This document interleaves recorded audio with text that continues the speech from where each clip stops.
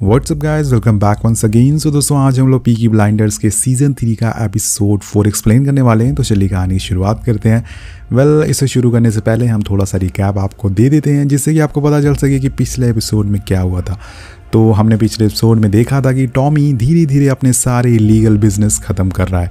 वहीं दूसरी तरफ उसे पता चल चुका है कि फादर यूकी हैं जो सारी इंफॉर्मेशन सोवियत एम्बेसी को दे रहे हैं, और ये बात उसे तातियाना को भी बता दी थी और फादर यूक को मारने की परमिशन मांगी थी। तो इसके बाद से शुरू होता है एपिसोड 4। कहानी शुरू होती है और पीकी ब्लाइंडर्स के सभी लोग शिखर पर जाते हैं।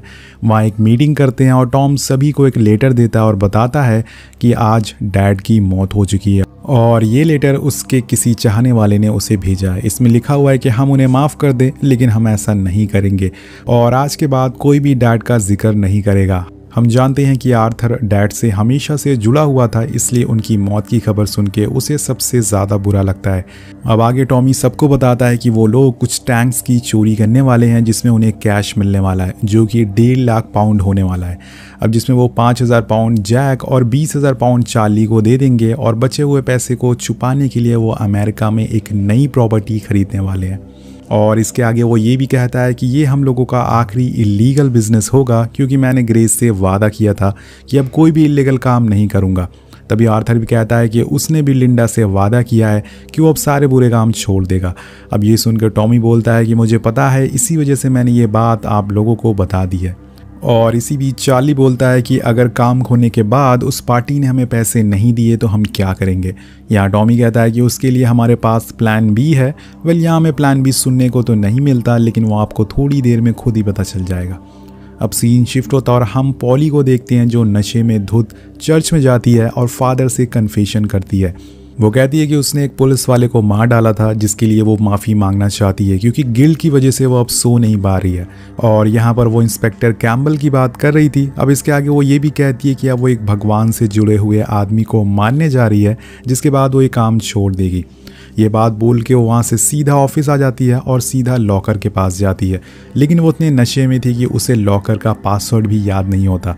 पर तभी लिजी उसे पासवर्ड बता देती है। तो पॉली कहती है कि तुम्हें कैसे पता इसका पासवर्ड, और तभी उसके पास बैठी एसबी बोलती है क्योंकि ये अभी भी टॉमी के साथ सोती है। आगे लिजी जाके उस लॉकर को खोलने में पॉली की मदद करती है। इसी बीच वहाँ लिंडा आती है जो सबसे कहती है कि आज गुड फ्राइडे है और आज के दिन भी हम लोग काम कर रहे हैं, कम से कम आज तो हमें एंजॉय करना चाहिए। और इसके बाद वो बताती है कि एक लेडी स्ट्राइक कर रही है, जिससे कि सभी औरतों को सही टॉयलेट और बराबर की सैलरी मिल सके। लिंडा वहाँ सबको जाने को कहती है और पॉली मान जाती है, जिसके बाद सब लोग वहाँ से अपने ही एटीट्यूड में वहाँ से बाहर निकलते हैं और आसपास के सभी लोग उसे देखने लगते हैं। अब इधर टॉमी घर आता है तो देखता है कि वहाँ तातियाना आई हुई है, और यहाँ दोस्तों टॉमी की अलग ही ज़िंदगी झंड हुई पड़ी है। उसको सुकून नाम की चीज़ मिल ही नहीं रही है। वो एक काम को सुलझाता है तो दूसरा काम उसके सामने खड़ा हो जाता है।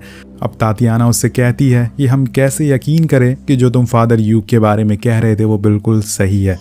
टॉमी कहता है कि मेरी ज़ुबान से निकला हर शब्द बिल्कुल सही होता है और सच होता है। इसके बाद वो दोनों फ्लर्ट करने लगते हैं, लेकिन तभी वहाँ जॉन आ जाता है जो उसे बताता है कि आज पॉली, लिंडा और एसबी तीनों स्ट्राइक पर गए हैं।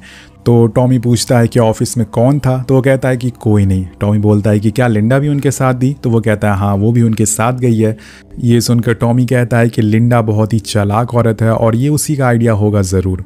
वहीं एक तरफ हम एसबी को देखते हैं जो ऑफिस के लॉकर को खोलने की कोशिश कर रही थी, और उससे वो लॉकर खुल भी जाता है क्योंकि उसने कोड लिजी के मुंह से सुन लिया था। अब खोलने के बाद वो अंदर जाती है, लेकिन तभी वहाँ जॉन आ जाता है और बोलता है कि आज मैं जल्दी आ गया। अब उसे देखकर एसबी घबरा जाती है और कहती है कि आज पॉली ने काउंटिंग नहीं की, तभी मैं कर रही थी।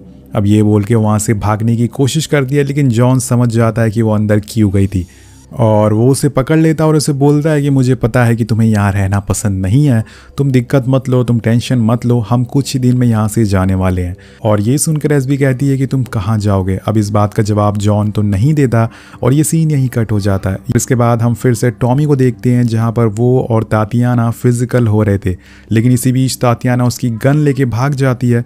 टॉमी भी उसके पीछे भागता है और थोड़ी देर बाद वो उसे गन ले लेता है, जिसके बाद तातियाना उसके करीब आके उससे कहती है कि ये तुम्हारा घर है, तुम यहाँ जो चाहे वो कर सकते हो, ऐसा ही तुम फादर यूक को भी मार सकते हो। और नेक्स्ट मॉर्निंग टॉमी की नौकरानी उसे बताती है कि तातियाना उसकी गाड़ी लेके चली गई है, जिसकी वजह से टॉमी को उसकी गाड़ी से ऑफिस जाना पड़ता है। और वहाँ पहुँचने पे उसके दोनों भाई उसका ये बोल के मजाक उड़ाते हैं कि तातियाना कैसी थी, लेकिन टॉमी कहता है कि वो बस अपना काम कर रहा था। अब इसके बाद वो उन्हें बताता है कि मुझे तातियाना की बातों से लग रहा था कि वो लोग अपना खजाना अपने घर के नीचे छुपाते होंगे। सो गाइस, आप लोगों ने एपिसोड की शुरुआत में देखा था कि टॉमी से चार्ली पूछता है कि अगर रशियन ने हमें पैसे नहीं दिए तो हम लोग क्या करेंगे, जिसके जवाब में टॉमी बोलता है कि हमारे पास एक प्लान बी है। तो यही दोस्तों, यही प्लान बी होता है, यानी कि टॉमी उन लोगों का खजाना चुराने वाला है अगर उन्होंने इसे धोखा दिया। अब टॉमी उन्हें एक मैप दिखाता है जो कि ड्यूक के घर का होता है, और ये लोग डिस्कस करते हैं कि आखिर खजाना किस जगह छुपा हो सकता है। आगे हम देखते हैं कि टॉमी पॉली से मिलता है और उससे कहता है कि मैंने सुना कि आपने काफ़ी बेहतरीन स्पीच दी थी इस स्ट्राइक में। तो पॉली कहती है कि मैं तो बस वहाँ मज़े लेने गई थी और जितने लोग जेसी एडन के पीछे नहीं थे उतने लोग मेरे पीछे थे। अब टॉमी बोलता है कि ये जेसी एडन कौन है, तो एसबी जवाब देते हुए कहती है कि उसी ने ये स्ट्राइक करवाई थी ताकि लेडीज़ को एक अलग टॉयलेट मिल सके और उन्हें बराबर की सैलरी भी मिल सके।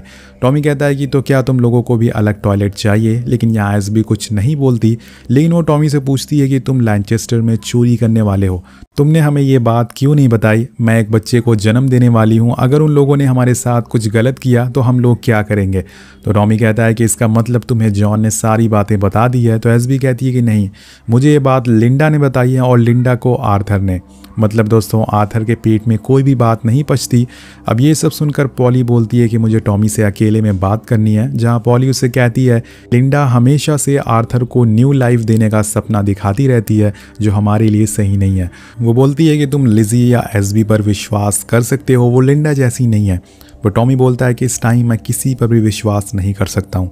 तभी पॉली बोलती है कि तुम फादर यूक को मानने वाले हो, क्या ये बात भी तुमने आर्थर को बताई है? तो वो कहता है कि नहीं, मैंने ये बात सिर्फ तुम्हें बताई है। लेकिन दोस्तों, यहाँ हमें पता चलता है कि ये बात पॉली के अलावा दो और लोग भी जान चुके हैं, और वो लोग हैं यूक और चर्च के फादर। जहाँ पे पॉली गई थी, पॉली ने फादर से कन्फेशन कर दिया था, जिसके बाद फादर यूक को जाके सब कुछ बता देते हैं कि उसकी जान को खतरा है। और ये सुनकर यूक उसे पूछता है कि क्या वो लेडी खुद को शेल्बी बता रही थी? तो फादर कहते हैं कि हाँ, और यहाँ वो समझ जाता है कि टॉमी अब उसे मारने का प्लान बना रहा है। अब अगले सीन में टॉमी आर्थर से मिलने जाता है, लेकिन उसे वहाँ लिंडा मिलती है जो उसे पूछती है कि शायद तुम कल की स्ट्राइक के बारे में पूछने आए हो। टॉमी कहता है कि नहीं, मैं तुम्हें कुछ बताने आया हूँ। हम एक चोरी करने वाले हैं जिसमें मैं आर्थर को 30,000 पाउंड दूंगा और फिर तुम और आर्थर एक नई लाइफ शुरू कर सकते हो। क्या तुम आर्थर को ये चोरी करने दोगी? तो लिंडा कहती है कि अगर मैं चाहूँ तो भी आर्थर तुम्हारी बात मानने से इनकार नहीं करेगा। लेकिन वो बोलती है कि आर्थर को 30,000 की जगह 50,000 पाउंड मिलना चाहिए। वो सारा हिसाब करना शुरू कर देती है और वो कहती है कि तुम्हें 1.5 लाख पाउंड मिलने वाले हैं। तो टॉमी कहता है कि उसमें से 25,000 पाउंड फिन को भी मिलेंगे। तो लिंडा फिर से हिसाब लगाती है और कहती है कि मतलब आर्थर को 41,000 पाउंड मिलना चाहिए। यहाँ पर टॉमी भी समझ जाता है कि आर्थर ने सब कुछ लिंडा को बता दिया है, और वो ये भी समझ जाता है कि लिंडा बहुत ही चालाक लेडी है। अब टॉमी पूछता है कि तुम्हारा आगे का क्या प्लान है, इतने पैसों का तुम क्या करोगी? जिसके जवाब में वो बोलती है कि वो और आर्थर वो दोनों कुछ दिनों बाद कैलिफोर्निया जाने वाले हैं और वहाँ एक नई लाइफ शुरू करने वाले हैं। और अब दोस्तों, फाइनली टॉमी फादर को मारने के लिए तैयार हो रहा था। वो फादर यूक के नाम की गोली अपने बंदूक में लगा देता है। मतलब आज फादर यूक की बैंड बजने वाली है। अब फादर के पीछा करते हुए वो एक पब्लिक टॉयलेट में घुस जाता है, लेकिन जैसे ही वो उसे मारने जाता है तभी वहाँ दो लोग आ जाते हैं जो टॉमी को भी मारना चालू कर देते हैं।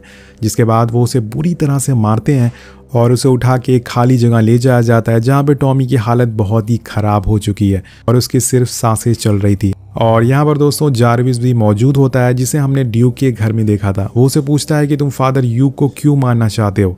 तो टॉमी कहता है कि तुम लोग हमारी इंफॉर्मेशन सोवियत एम्बेसी को बता रहे हो।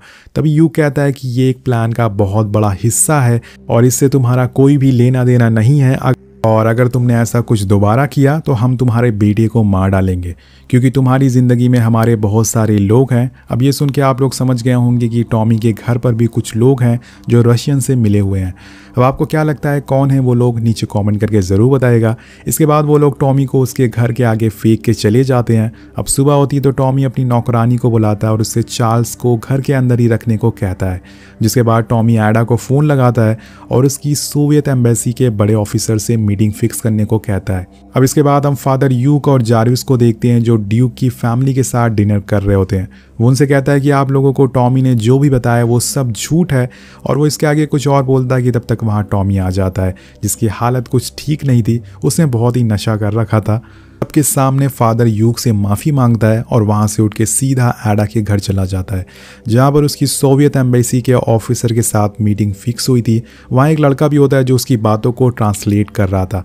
अब टॉमी बताता है कि लैनचेस्टर में एक बहुत ही बड़ी चोरी होने वाली है, और ये सुनकर ऑफिसर बोलता है कि हमें इस बारे में पहले से ही पता है, तो तुम्हारा कोई अंदर का आदमी हमें ये सब जानकारी दे रहा है। तो टॉमी कहता है कि ये चोरी सिर्फ एक बहाना है, असल में उनका असली मकसद कुछ और ही है, और वो लोग चाहते हैं कि तुम लोग इस चोरी को रोकने के लिए कोई गलत कदम उठा लो, जिसकी वजह से ब्रिटिश गवर्नमेंट सोवियत गवर्नमेंट से अपना रिश्ता तोड़ ले, उनके बीच में दरार आ जाए। असल में चोरी के पीछे उनका यही प्लान होता है, ये चोरी तो सिर्फ एक बहाना थी। अब ये सब सुनकर वो ऑफिसर उसे कहता है कि तुम हमें ये सब क्यों बता रहे हो? तो टॉमी कहता है कि क्योंकि मेरी फैमिली की जान दांव पर लगी है। लेकिन ऑफिसर उसकी बातों पर यकीन नहीं करता, और उसे ये भी पता नहीं होता कि ये आदमी सामने बैठा हुआ कौन है। तो ये सुनकर एडा बोलती है कि ये टॉमी शेल्बी है और इसकी कही हुई हर चीज़ हर बात सही होती है। आगे हम देखते हैं कि एडा टॉमी को पकड़कर उसकी गाड़ी तक ले जा रही होती है, लेकिन तभी टॉमी सीढ़ियों पर गिर जाता है क्योंकि अब उसमें चलने की भी हिम्मत नहीं थी। उसकी हालत बहुत ही बुरी हो चुकी थी। वो एडा से कहता है कि मैं मरना नहीं चाहता, तुम जल्दी से एम्बुलेंस बुलाओ, और फिर एडा वहाँ से मदद के लिए जाती है और टॉमी वहीं बैठ जाता है। अब इसी के साथ ये एपिसोड यहीं ख़त्म हो जाता है। तो आप लोगों को क्या लगता है कि टॉमी भी ग्रेस की तरह मर जाएगा या फिर आगे क्या होगा? नीचे कमेंट करके ज़रूर बताएगा। मिलते हैं आपसे अगली वीडियो में जल्दी। Peace out.